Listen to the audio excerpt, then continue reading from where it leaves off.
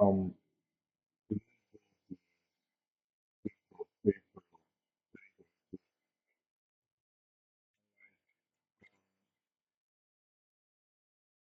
been thinking a lot these days, to be honest, like um about what um about how this world has been going in the past year, or honestly in the past decade, or like throughout the time of humanity.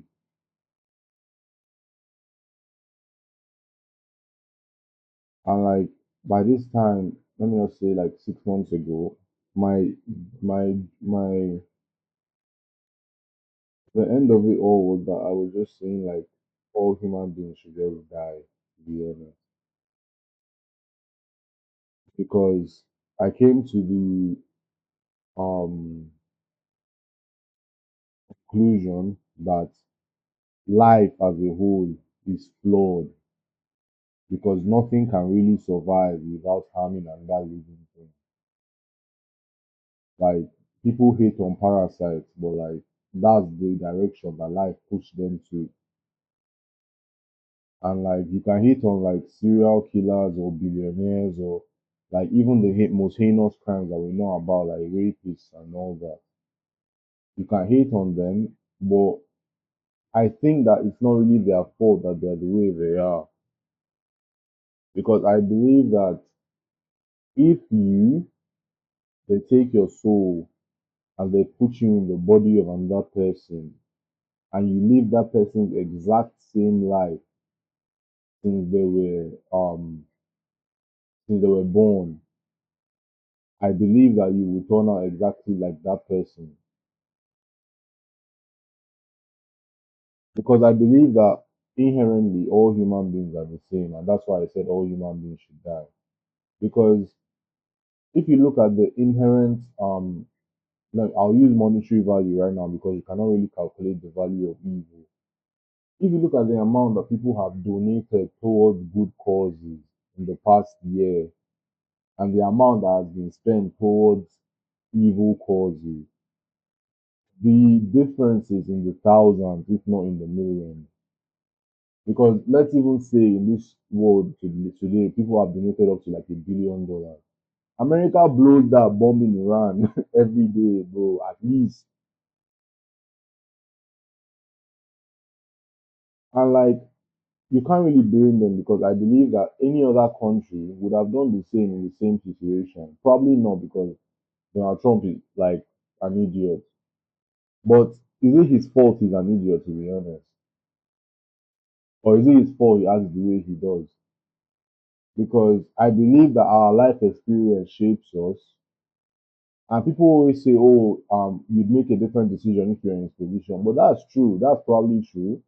But would you make a different decision if you were in a completely if you live his exact same life, if you were born as Donald Trump and you live his exact same life from the beginning,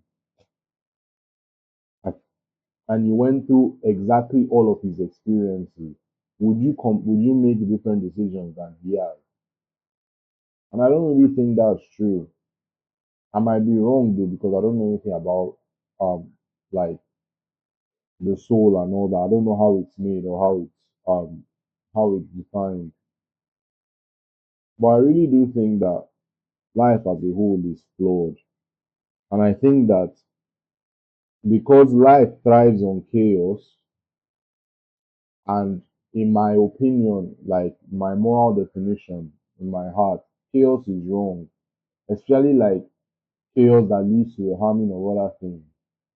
Because, for instance, a deer sees a lion as evil because lions kill bear, but lions were made to kill bear,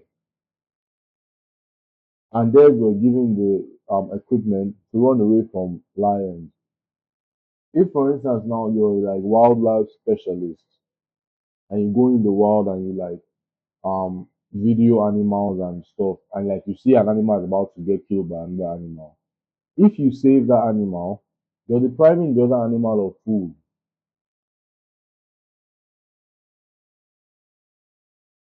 If you cure an animal from parasites, you're depriving the parasite of its food, which is like its own life. A parasite can't do anything except from parasite.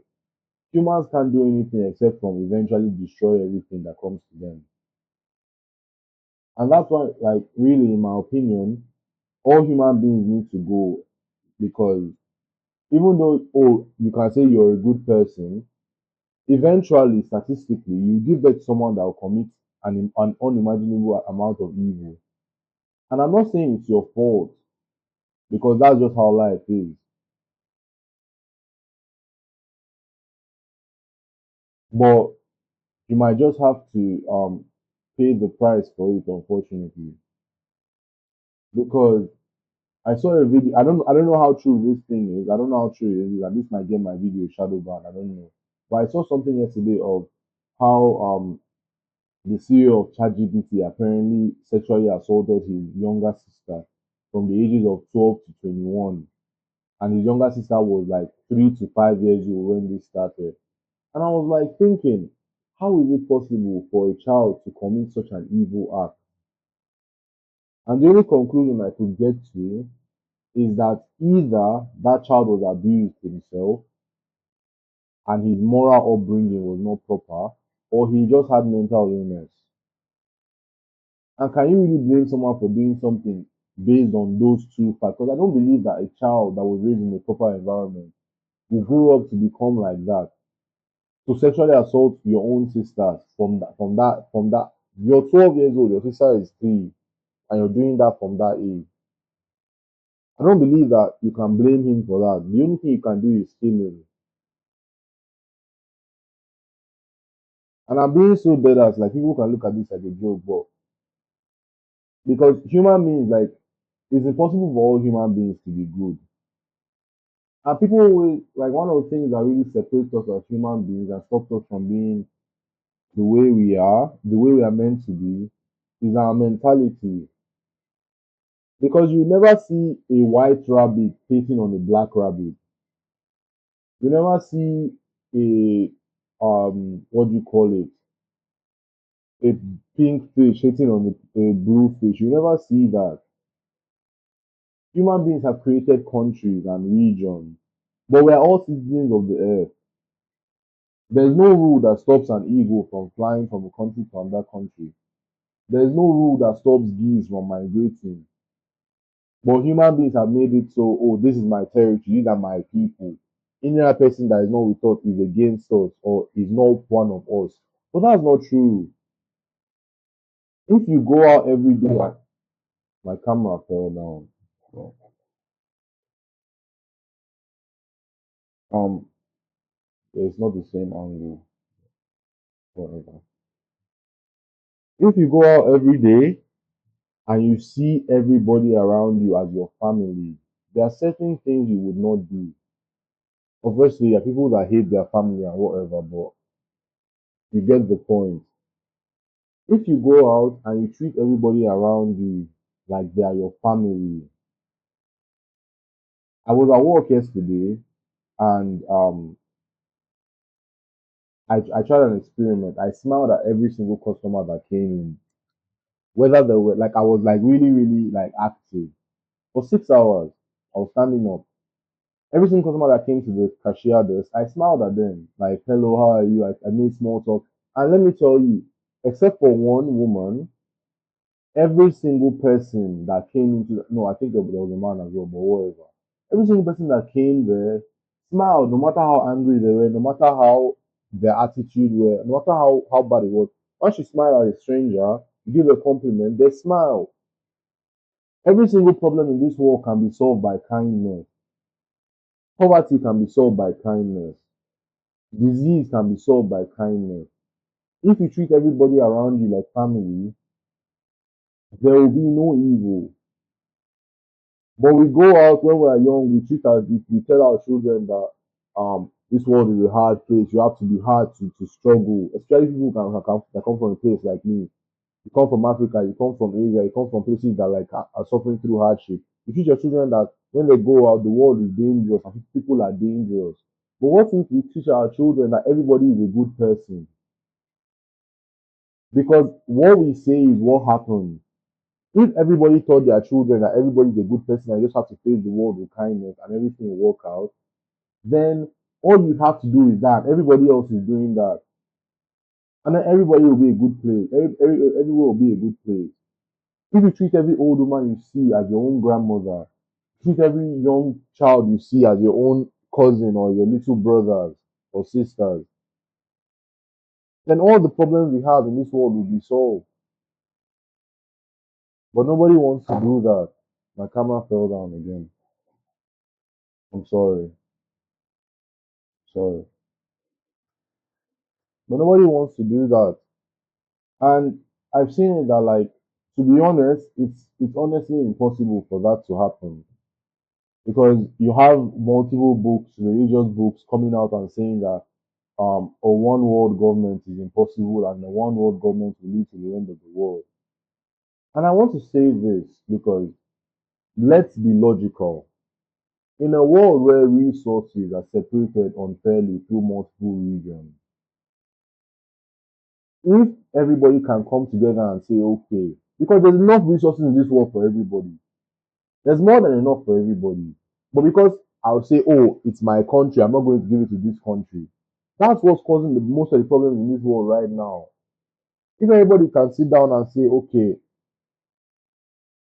my country has gold, gold is irrelevant. My country has oil, your country doesn't have oil. Okay, our oil is more than enough for us. Let's share it with this country. Let's get the resources where they are needed. My country has a lot of land. You can make a lot of this particular crop. You can make a lot of rice. This country doesn't have rice and they are hungry. Let's ship some there because they need it. Let's not go and hoard it in the barns and let it rot because oh this country is not one of us. But that won't happen because too many things have been put in place to stop you from thinking in this direction. You're seeing multiple brilliant students, multiple athletes, multiple people that can do different things that can help the world. They are stifled because I was born in a different place than you. So I can't meet the best professors. I can't get the best resources to make the whole world a better place. You're seeing oil barons, people that own oil companies. They are stopping um people from making renewable energy. They are stopping it because they don't want oil to become obsolete so that they can make more money. What do you need that money for, bro? What do you need it for? What do you need it for? If everybody was living a good life and you could go out, because where does crime come from? Crime comes from two places: necessity or sorry, crime comes from necessity or mental illness, and I believe that that's true because why would somebody go and rob another person if they were rich? I've heard that someone like King Von did that. Like people said that, oh, King Von robbed people and he was rich. He had a mental illness. That's how he was raised. People always say, oh, men are always, especially black men, you're always against being called gay, you're always against, you can't show your emotions and all that. But people don't know that a lot of black men, especially in America, have been to jail. And in jail, the mentality is if you show yourself as soft one time, you'll be treated as soft the whole time. So you can't even smile. You can't even be friends with your brothers. You can't show affection because you feel like if you show affection, eventually they'll use it against you and they'll treat you as less than. Why do you think whenever I see a man on the road and he's smiling and talking to another man, what will you say? What will you think in your head the first time? Tell me. Let's be honest. You think, oh, these guys are gay. Why is it that only gay men are allowed to be happy? You see a man and a woman, you see a man and like you see two guys they're just having fun, they're chopping it up. But like in most cases, if you see them too happy, you're like these guys are too happy. Why? Why can't people be happy? I'm talking about men because that's what I know. I don't know about the struggles of a woman. I know a little bit, but I'm not eligible to talk about it. But I can say that majority of the crime, or I believe that all crimes are caused either by mental illness or necessity. Most people don't want to be gang members, bro. You can hear this song 24 South Street. The guy said, I never even wanted to sell drugs. I would have been fine with playing games and shit. I would have been fine with playing games, bro. But he said, I'm in the gang. I've forgotten what he said, but like, you can see how many people want to just go and play basketball on the street, but bro, you don't have money at home. Your mother is suffering. Your mother is on drugs. So you have to go and sell drugs and make money. And then you get arrested. And then they'll be like, oh, you're just a thug. Or someone will come out and be racist about it. But you don't know that that's your brother, bro. You came from the same source. That's your brother, bro. And you're hating on him for doing what he needed to do. Because that's what the world made. That's what the life made him do, bro. If 99% of gang members right now, if they had a good life, they would not be doing gang. They would not be doing that. I'm telling you, 50% of gang members right now that are entering the gang, let's say like in Mexico or some shit, they would rather work at Walmart and make 1,000 a month than be in gang, bro. And I'm telling you this as a fact. People commit evil because evil is necessary for life to continue. And the other ones that don't need to commit evil, they're doing it because they have mental illness. And you might not see it as a mental illness, but it is. At the end of the day, in the current world we're living in right now, at least in most countries, the main goal of life is to make money, right? That's the main goal. But what if your father was already a billionaire when you were born? What's your goal now? What's your goal? Your goal is now to enjoy your life. Okay, you started enjoying life since you were 5 years old. You were going on parties, you were eating like, anything you wanted you could have. Let's see. You could have anything you wanted. And then you're like 15 and you have sex for the first time, let's just say. After that, you keep on doing that, you keep on doing that since you're like 25. You could get any model you wanted, you could call anybody, no matter how beautiful the person was, you could get them because of how much money you had. After a while, you'd be like, you've completed life. So the only two options there are to either kill yourself or to commit more evil or to start moving into the realm where we call evil.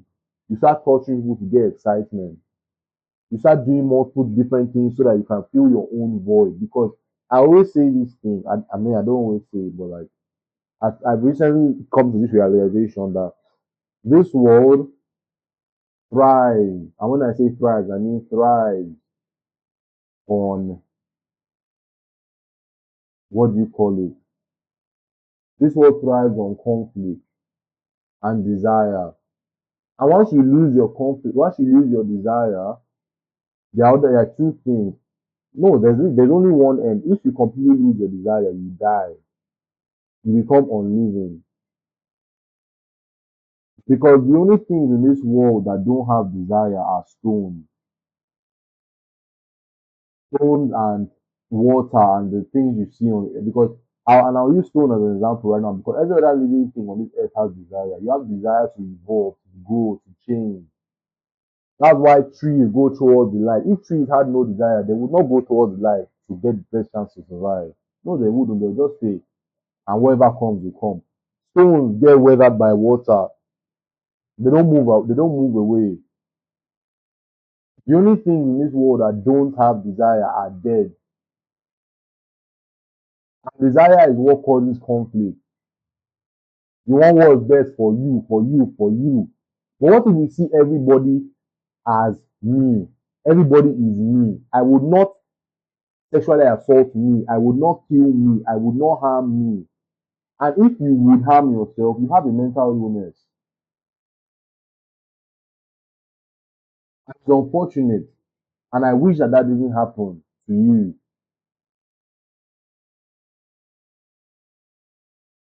See everybody as yourself. See everybody as your own family. And this world can be a better place. And if that can't happen, and I know it cannot happen, I wish it could happen. But the only way that could happen is if everybody was the same. And then what's the point of being alive if everybody is the same? So the only end goal is that all human beings should just die. Okay.